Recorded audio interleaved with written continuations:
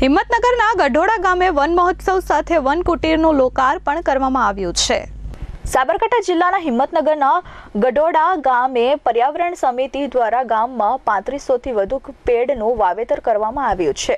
ત્યારે આજે એક પેડ માં કે નામ 2.0 અંતર્ગત વન મહોત્સવ યોજવામાં આવ્યો હતો, જેમાં પ્રથમ ગઢોડા ગામના સ્મશાન ખાતે વૃક્ષનું વાવેતર કરવામાં આવ્યું હતું। તો સ્મશાન ખાતે વન કુટીર પણ ખુલ્લી મૂકવામાં આવી હતી અને સમગ્ર સ્મશાનને હર્યું ભર્યું બનાવ્યું છે।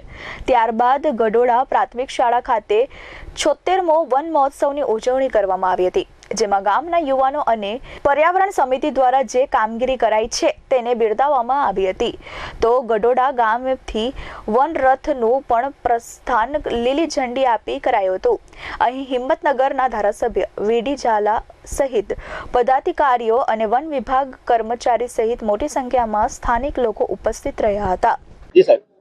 આજરોજ હિંમતનગર તાલુકાનું તાલુકા વન મહોત્સવ ગઢોડા મુકામે યોજવામાં આવ્યો અને આમ પણ અગાઉ પણ આજે એની જે સમિતિ બનેલી છે એને પણ એક કાર્યક્રમ પહેલા રાખેલો અને એ વખતે પણ વૃક્ષારોપણનો કાર્યક્રમ બહુ સારી રીતે થયેલો હતો।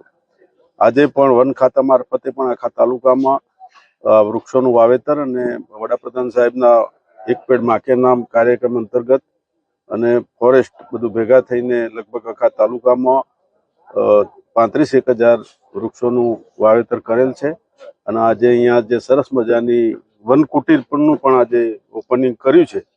એટલે વન ખાતાએ ટોટલ જે આખા રાજ્યની કક્ષાએ પણ જે પર્યાવરણની દ્રષ્ટિએ વિવિધ જે જગ્યાઓ છે, ગ્રામ પંચાયતની હોય, પ્રાથમિક શાળાઓ હોય, બીજે હોય અથવા અન્ય જગ્યાએ ફોરેસ્ટ એરિયા હોય, એ બધામાં પણ બહુ મોટી સંખ્યામાં વૃક્ષોનું વાવેતર કરી રહ્યા છે અને એ રીતે આપણું હરિયાળું ગુજરાત બને અથવા આપણું ગામ હરિયાળું બને એ ઝુંબેશ ગઢોડા ગામે તો ઉપાડેલી જ છે, પણ સમગ્ર રાજ્યમાં પણ આ ઝુંબેશને વેગ મળે અને વધુમાં વધુ વૃક્ષ વાવેતર થાય અને એ માટે વન ખાતું બહુ ઘણી બધી તનતોડ મહેનત કરી રહ્યું છે અને આપણા બધાનો પણ એમાં ઘણો બધો સાથ સહકાર છે। એટલે વડાપ્રધાન સાહેબના જે આ ઝુંબેશ છે અને માનનીય મુખ્યમંત્રી સાહેબ ભૂપેન્દ્રભાઈ પટેલ સાહેબની પણ આ લાગણી છે કે વધારે વધારે વૃક્ષો આપણા રાજ્યમાં વવાય અને આપણું ગુજરાત હરિયાળું ગુજરાત, જે અત્યારે ગાંધીનગર કહેવાય છે કે હરિયાળું ગાંધીનગર, એમ આપણું હરિયાળું આખું રાજ્ય પણ બને એવી આજે પવિત્ર